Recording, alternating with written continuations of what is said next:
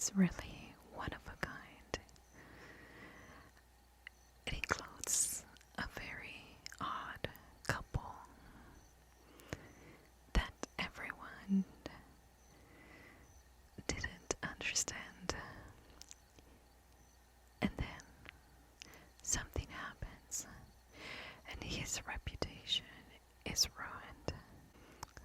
So, here is today Unsolved Mystery. Hello, and welcome back to an exclusive for Patreon video. I am going to try. I swear, those dogs are just the death of me. That's how they play with each other, and they're jumping in and out of the water while they have this very loud conversation, so hopefully they will settle down. It is a gloomy day here in the Oregon coast. It's overcast, very humid, and kind of chilly. But I'm gonna try to let you hear in the background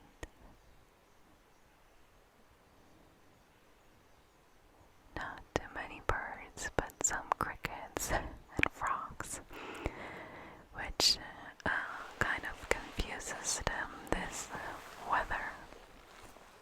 But finally I figured out the problem with my mic. I didn't want to record this video with the Apple mic. I just didn't like how it sounded. And when I hold it in my hand, it's also very loud. So I'm glad the Blue Yeti is working. And today I'm gonna share with you the case that is an unsolved mystery. And it will take you and will take us all the way to England and specifically Liverpool. Now, this is an older case. It will take us back to the 1930s, and if you remember, that was the time of really hardship for America. The Great Depression affected not only America, but also England and other countries in general. Now, for England, people were struggling with keeping a job, paying their mortgages, and overall there was a lot of financial insecurity.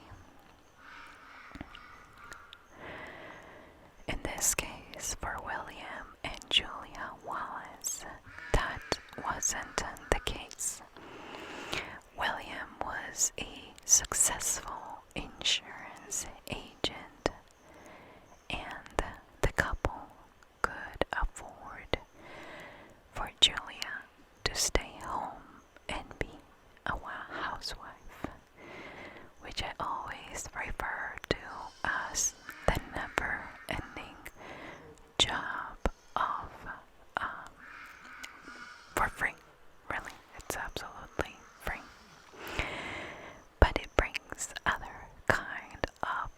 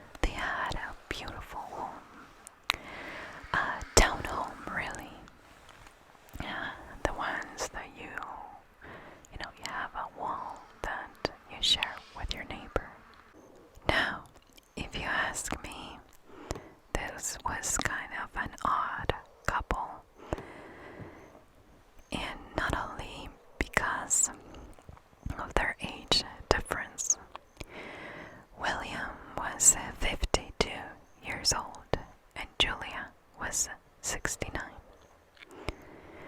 William worked very hard. He was an insurance agent, and he was also doing part-time teaching of chemistry. William struggled with his health a lot, and eventually, after being sick for a long time, he had to get his kidney removed. He was really not doing a whole lot better after that. So he continues with his health struggles. Julia, on the other hand, was very introverted. She was described as a difficult person and always very suspicious of strangers. Some would call her paranoid, really, or describe her as a paranoid person. But what really bonded them together was music. They connected through it. William was a violinist and Julia a pianist. They were both quite good at it, and words were not needed when they were playing together. But to be honest, people saw their relationship as odd, not only because of the age difference, but you could see how tense, and some would say loveless, the relationship seemed. It was very, very cold, and everyone could see it. That doesn't make it loveless, I guess, but from the outside, they seemed more like roommates. One night, William got home late, and he was described as disoriented, which it really baffles me because you'll see. But according to my research, I believe that he was terrified to come back home late to his very intimidating wife. William never told his wife where he was going that night. So when he saw the house dark, he thought, woof, she might be sleeping, despite the known fact that she was described a night owl. At that point, he decides to go check the front door. For whatever reason, he didn't have a key, and in the dark, and trying to be quiet, he ends up going to the back door, and in this back door, apparently he knew a way to break in quite easily, if you ask me.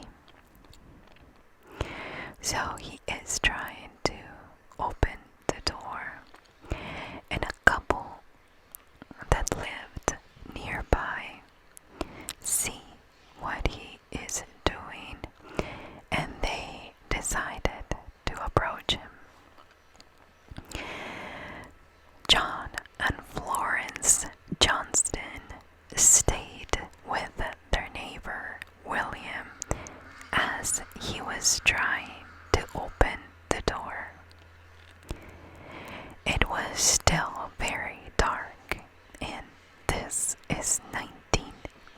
1991, so no cell phone flashlight was available. And he still managed to open the door and started calling for Julia. If I just read the pinned comment, I'm gonna add some commentary there, if you can hear that. Eventually, he turns on this gas lamp that they had, and the first thing he notices is his wife, Julia, dead, laying on the floor. It was gruesome. Her head was open enough to see what was inside, if you get what I mean.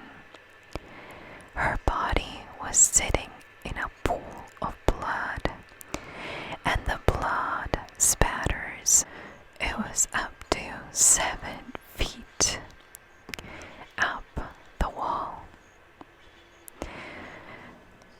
You can only see also a burned raincoat by her feet. You're probably thinking that William is screaming at this point, if not because of his wife being dead, but because of the brutality in the way that she was killed, and what you can see the injuries are at this point. But instead, he turns around and talks to, this couple that, for whatever reason, instead of leaving when he got in, they stayed by the back door.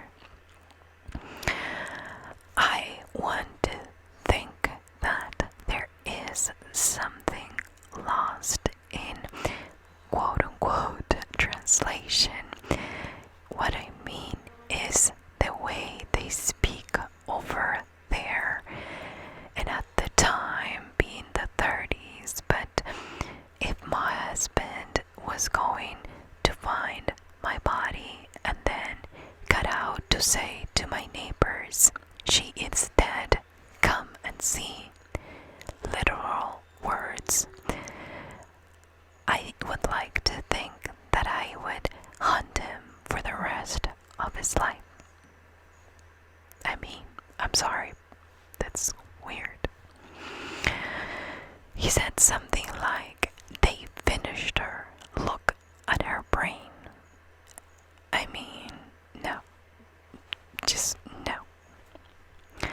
So they call the police, and the investigation gets started. Where was William? William explains what happened that night, but he had to go 48 hours before to explain why he was where he was that night.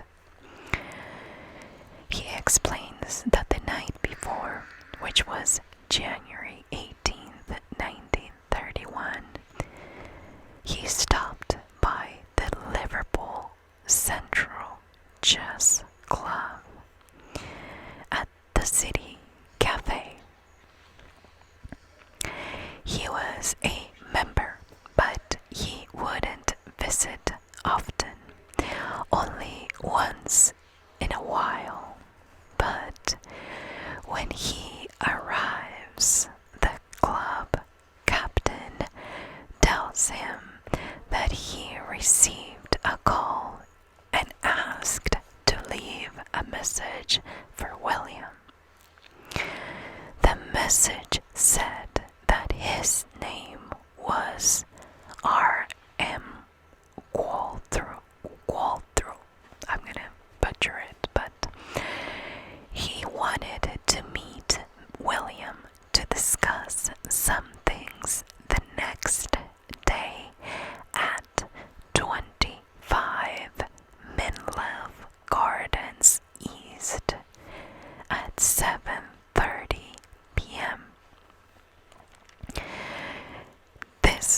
was a very specific message in an interesting part of town that William didn't know.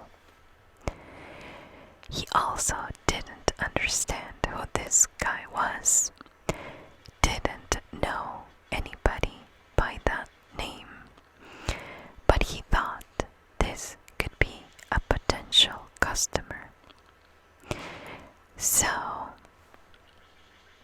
how would this guy know he was going to go to the chess club? That's an interesting question, because this wasn't William's typical routine. So for now, we'll call it strange, but okay. So the next evening, which was the evening that Julia was murdered, he had dinner with Julia and then leaves without saying where he's going. Sure, I'll pretend I'll believe that, knowing, according to my research, how very on top of things Julia was, for not saying a little jealous. So he gets on the tram and asked the conductor to tell him where to get off, because he wasn't familiar with the place. But the conductors never, there were a couple of them. I didn't understand if he took more than one tram or train. Don't know the difference between one and the other. But basically, there's a couple of different conductors who testified later on. But both of them told William, I've never heard of Menlo Gardens East. So William decided to get off on Menlo Gardens West and figured he would find East. Once he got out of the tram, he asked around, but nobody knew where that place was. There are only Menlo Gardens north, south, and west, but not east. So he decided to ask about Mr. Qualtrough. Nobody ever heard that last name. Later on, we learned that as he was talking to these people, Julia was spotted accepting a milk delivery at home. After asking for this address and for this man, William, was in a bad mood. So he goes back to the station to go back home. And once he gets there, we know what happened. They searched the house, the authorities did, and found 4 British pounds. I think I read it's $350 today. And all their valuables were there. His alibi checked out. Conductors, people he talked to, and even an eyewitness that puts him walking down the street at 8:30. Everyone testified, including the milkman who said he delivered the milk and that she was still alive when he left. I would have investigated this guy a bit more, but I don't see any information saying that they did. So, if she was alive at 6:45,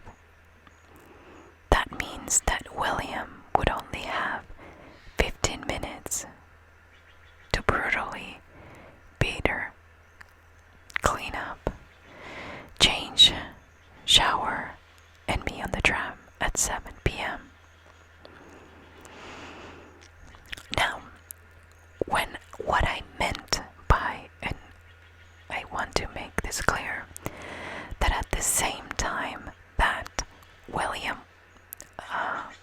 witnesses were testifying that they saw him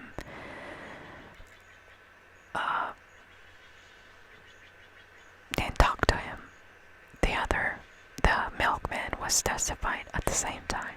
Okay, so anyway, it's just, again, if she was alive at 6:45, that would mean that William would only have 15 minutes to brutally beat her, clean up, change, shower, and be on the tram at 7 p.m. From an old and very sick man, I don't see it possible. Also, physical evidence showed that nobody had used the trains that night, which is interesting that they checked that. I only can assume that the ways that they managed their water was different and easier to check for that. What does that mean, that the trains were not used? Well, it means that the killer would have left with blood everywhere and still took the time to lock the doors without leaving a drop of blood. When police tracked the call made to the chess club where it all started, they found that it came from a payphone 400 yards away from the Wallace's home near the tram boarding station. They looked into a serial burglar in the area as a possibility. I mean, this serial burglar was terrorizing the area, but this didn't match. It was a circus, though, and all inexperienced people were working on this case, and initially it was determined that the time of death was around 8 p.m., which would put William away from home, and he couldn't have done it. But a few weeks later, the time of death was changed to 6:30, and William was charged. The police reenacted what William said he did, and the reenactor, which I think is not fair, was a young and fit guy. So I don't know how it can compare to an old and sick man. But William was eventually tried and sentenced to be hanged, but later on he appeals and he was free again. What really threw the jury over was his very cold and calculated disposition. But if you remember, both William and Julia were described as cold, even as a couple. It ruined his life. From that moment on, he was free, but nobody wanted anything to do with him. Everyone avoided him, including his customers, so he had to quit and move to a new home away from these people. 2 years later, sadly, he died from the same kidney problems he endured throughout his life. Now, later on, they shared diary entries or journal entries from Julia, and also journal entries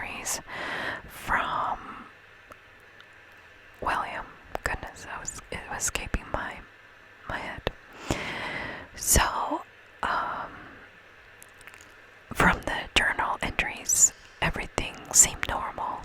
Nothing like an affair or something very, like a really hard struggle for this couple. In William's journal, or his entries were shared after he died, and he was heartbroken for the death of his wife.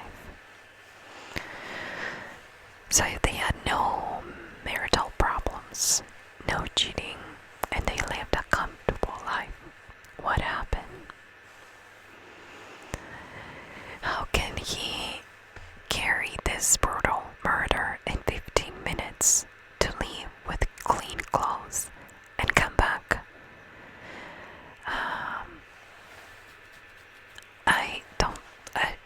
It just doesn't make sense in my head that he, as a 52-year-old sick man, could do. They verified the call too, and it was confirmed it wasn't his voice that called to leave the message at the chess club, but somebody he paid could have done it, right? He could have planned and paid somebody to do it while he elaborated this alibi with this person's help. The possibilities are endless. What if instead of asking about the place he was supposed to meet this guy and couldn't find, what if he was talking about if it was done with this individual? Police even now had a name: Richard Gordon Perry. It all started in the year 1980, and the crime happened in 1931. John Parks called a radio show. John was working at a mechanic shop near the couple's house in 1931, and he says on the show that he saw Richard Perry at around 1 a.m. that night, and that he stopped by the mechanic shop to get his car power washed. When he opened the door, I don't know what power washed means for the 1930s, okay? But that's how I put it in my own words. It said washed with pressure. So when he opened the door of the car, this is John, the guy working at the mechanic shop. He found a bloody glove, which made Richard Perry nervous, and he said, "Oh, if the police found that, they would hang me." Well, quite literally, really. But then he explained the accident he had and how the blood got there. The mechanic was a very young man at the time and was very scared of Richard, so he never went to the police with this information. Now, if you're wondering who Richard is, well, he was a co-worker of William who was fired because of a suspicion of embezzlement. And the one that accused him was William Wallace. So, since then, there was this not great relationship between William and Richard, as you can imagine. So I don't think in my head they were friends, and maybe William paid him to kill his wife. But the connection is Richard knew where William lived because he picked up documentaries evidence at their home. Richard was also a member of the chess club, the one where William was at when he received the call. And the third reason is that Richard had gotten in trouble before with the police. So, to the police, it made sense that he could have committed this murder just to get back at William.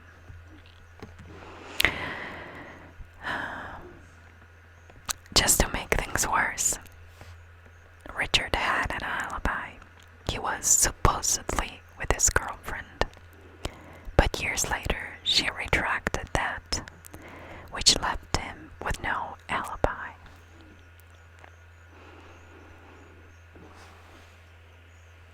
Sadly, the police had no real evidence against Richard. And we all know that without evidence, all this is just speculation. The motive is really, if he did it, is revenge. But this is still an unsolved mystery. In this case, I am really torn because I believe that William was terrified of his wife. I know plenty of couples where the guy is terrified of his wife, and more times than not, either the wife is very dominant or she is older. And in this case, it kind of fits what I've experienced or seen in other couples when that is their dynamic. So maybe it would make sense that he got tired of her and he snapped. But at the same time, I don't think that's the case because, and this is all speculation, I don't think, based on my research, that he would have the guts to do it, despite this crazy guy trying to have him go to this address to sell something. I mean, that's all fishy, but that's something that Richard Perry knew that would lure him away from the home, because insurance agents are always in contact with strangers and it's not out of the ordinary. This certainly looks like a crime of passion, but also a lot of anger. Who committed the crime? Well, my money is on Richard Perry. I do think that he was not over what happened to them. The fact that this mechanic saw the bloody glove in his car, that he power washed the car, really makes me think that the police really believed his alibi at the time, even though he was investigated. The fact that a bunch of amateur people were working on this case didn't help either. So I don't know really who could have done it. And it's such an old mystery, but also well known by many people, especially in the UK, that at this point became an urban legend. The killer did.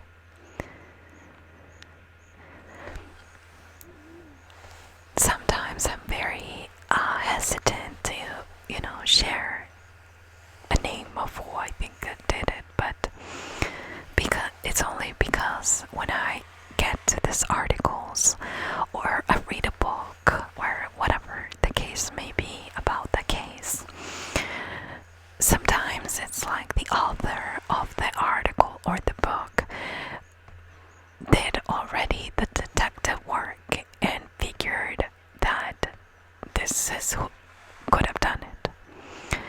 Sometimes jumping around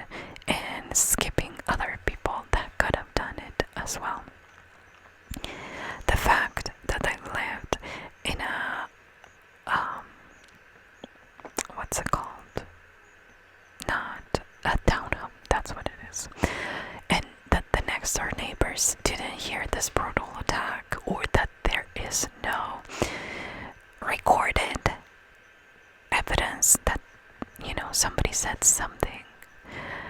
It could have been lost throughout the years, and that's a very strong possibility, but it really makes me wonder if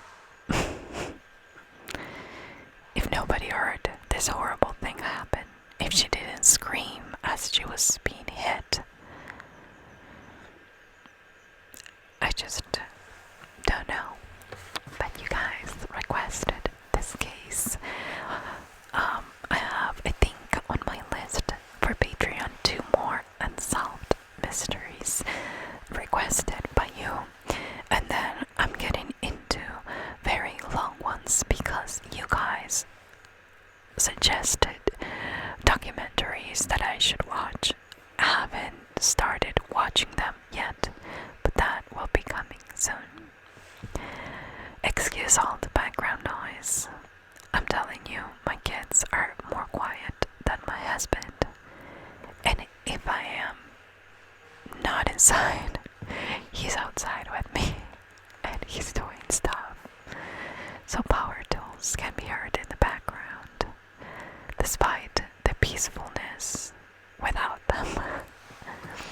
But don't worry, I have a schedule. I freed my schedule every morning for this week to record a new Patreon video because I want to do something special for the month of October, and I hope that you will enjoy that. I also am going to do something special for YouTube, so tomorrow when nobody's home in the morning, hopefully I will be able to do it in a more quiet environment. Thank you so much for being here today. The rain is coming, so get ready for some rain sounds in